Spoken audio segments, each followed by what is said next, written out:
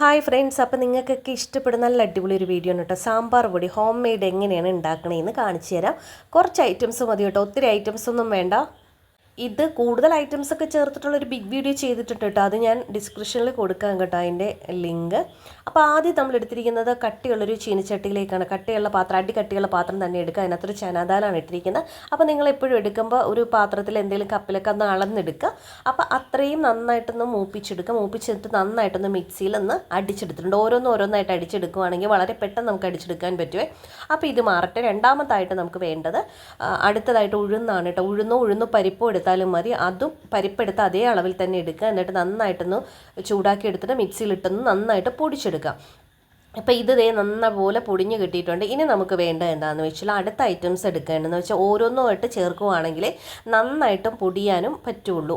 അപ്പോൾ അടുത്തതായിട്ട് എടുത്തിരിക്കുന്ന അരിയാണ് കേട്ടോ. നമ്മുടെ ചാക്കരിയാണ് എടുത്തിരിക്കുന്നത്. റേഷൻ കടയിൽ നിന്നൊക്കെ വാങ്ങുന്ന അരിയാട്ടോ എടുത്തിരിക്കുന്നത്. നിങ്ങൾക്ക് കുത്തരി ഉണ്ട്, കുത്തരി എടുത്താലും കുഴപ്പമില്ല. അത് നന്നായിട്ടൊന്ന് മൂപ്പിച്ചെടുക്കുക. എന്നിട്ട് നമുക്ക് മിക്സി ജാറിലിട്ട് നല്ലപോലെ പൊട്ടി വരണം കേട്ടോ. ഇതേ പരുവത്തിൽ കിട്ടണം. ഈ സമയത്ത് നമുക്ക് മിക്സിയുടെ ജാറിലിട്ടിട്ട് ചെറിയ ചൂടോട് തന്നെ പൊടിച്ചെടുക്കണം.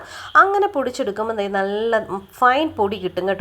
ഇനി നമുക്ക് അടുത്ത ഐറ്റം ചേർക്കാം. അപ്പോൾ അരിയും ഉഴുന്നും പരിപ്പും ഒരേ അളവിലാണ് എടുത്തിരിക്കുന്നത്. അടുത്തത് കുറച്ച് ഉലുവയും കുറച്ച് കടുകും എടുത്താൽ മതി. അപ്പോൾ അതേ ഉലുവ കുറച്ച് കൂടുതലുണ്ട്. അപ്പോൾ നമുക്ക് ഇതിനകത്തോട്ട് കുറച്ച് കടുകും കൂടി ഇട്ടിട്ട് നന്നായിട്ടൊന്ന് മൂപ്പിച്ചെടുക്കണം. അപ്പോൾ കടുവും ഉലുവയും കൂടി സെപ്പറേറ്റ് ചെയ്താലും കുഴപ്പമില്ല. അപ്പോൾ ഞാൻ ഇത് രണ്ടും കൂടി ഒന്നിച്ചാണ് ചെയ്യണം. അങ്ങനെ ചെയ്താലും കുഴപ്പമൊന്നുമില്ല കേട്ടോ. അപ്പോൾ ഇത് നന്നായിട്ട് പൊടിഞ്ഞു വന്നിട്ടുണ്ട്. അപ്പോൾ ഇതേപോലെ കിട്ടും കേട്ടോ. ഇനി നമുക്ക് അടുത്തതായിട്ട് ചേർക്കേണ്ടത് ഇതിനകത്തോട്ട് കായാണ്. അതിൻ്റെ കട്ടക്കായം തന്നെ എടുക്കണം കേട്ടോ. കായപ്പൊടിയേക്കാളും എപ്പോഴും ടേസ്റ്റ് വരുന്നത് കട്ടക്കായാണ്. അതുകൊണ്ടാണ് കായം തന്നെ എടുക്കാൻ പറയുന്നത്. അപ്പോൾ ഈ കട്ടക്കായ എടുത്തിട്ടുണ്ട്. ഇനി ഈ കട്ടക്കായത്തെ നമുക്ക് കുറച്ച് കഷ്ണങ്ങളാക്കി ഇട്ടിട്ട് നന്നായിട്ടൊന്ന് മൂപ്പിച്ചെടുക്കണം. ഇങ്ങനെ മൂപ്പിച്ചെടുക്കാൻ താല്പര്യമില്ലാത്തവരാണ് ഒരല്പം ഓയിൽ ഒഴിച്ചിട്ടായാലും മൂപ്പിച്ചാലും പെട്ടെന്ന് മൂത്ത് കിട്ടും കേട്ടോ. ഇങ്ങനെയായാലും കുഴപ്പമില്ല. ഇനി നമുക്കിത് നന്നായിട്ട് മൂത്ത് കഴിഞ്ഞാൽ മിക്സി ജാറിലിട്ടൊന്ന് ക്രഷ് ചെയ്തെടുത്താൽ മതി. നന്നായിട്ട് പൊടിഞ്ഞു കിട്ടണമെന്നൊന്നുമില്ല കേട്ടോ. ഇതേപോലെ കിട്ടിയാൽ ചെറിയ തരി ഉണ്ടെങ്കിലും കുഴപ്പമില്ല. അടുത്തതായിട്ട് ചേർത്ത് കൊടുക്കാൻ പോകുന്ന സാധനം കറിവേപ്പിലയാണ്. നല്ല നാടൻ കറിവേപ്പില ഇട്ടിട്ട് നമുക്കൊന്ന് വഴറ്റി ഇതൊന്ന് അതിൻ്റെ ആ ഒരു പച്ചപ്പ് മാറിക്കഴിയുമ്പോൾ നമുക്ക് മിക്സി ജാറിലിട്ടൊന്ന് പൊടിച്ചെടുക്കണേ. ചെറിയ തരിയൊക്കെ ഉണ്ടാവും, പൊടിച്ചെടുത്താലും സാരമില്ല, അത് കുഴപ്പമില്ല. ഇനി നമുക്ക് ചീനച്ചട്ടി ഒന്ന് ഓഫ് ചെയ്ത് വെച്ചതിന് ശേഷം നമുക്ക് ഉഴുന്ന് പരിപ്പ് നമ്മൾ ഓരോ ഐറ്റംസ് പൊടിച്ചില്ലേ അതെല്ലാം ചേർത്ത് കൊടുക്കുകയാണ്. അപ്പോൾ ഉഴുന്ന് പരിപ്പ് അരി, പിന്നെ നമ്മൾ പൊടിച്ച് വെച്ച ഉലുവയും കടുകും കൂടി ചേർത്തിട്ടുണ്ട്. പിന്നെ അടുത്തതായിട്ട് ചേർക്കുന്നത് കായം പൊടിച്ചതാണ്.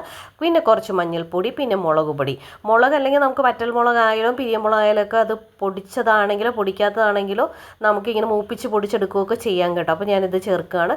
പിന്നെ നിങ്ങൾക്ക് ഈ സമയത്ത് കുറച്ച് മല്ലിപ്പൊടി ചേർക്കാൻ നിർബന്ധമൊന്നുമില്ല. പിന്നെ കറിവേപ്പിലയും കൂടി നമ്മൾ പൊടിച്ചതും കൂടി ചേർത്തിട്ടുണ്ട്. ഇതിനെ നന്നായിട്ടൊന്ന് പൊടിച്ചെടുക്കുമ്പോൾ നല്ല സാമ്പാർ പൊടിയായിരിക്കും. അപ്പോൾ വീഡിയോ ഇഷ്ടപ്പെട്ടാൽ എല്ലാവരും ലൈക്ക് ചെയ്യുക.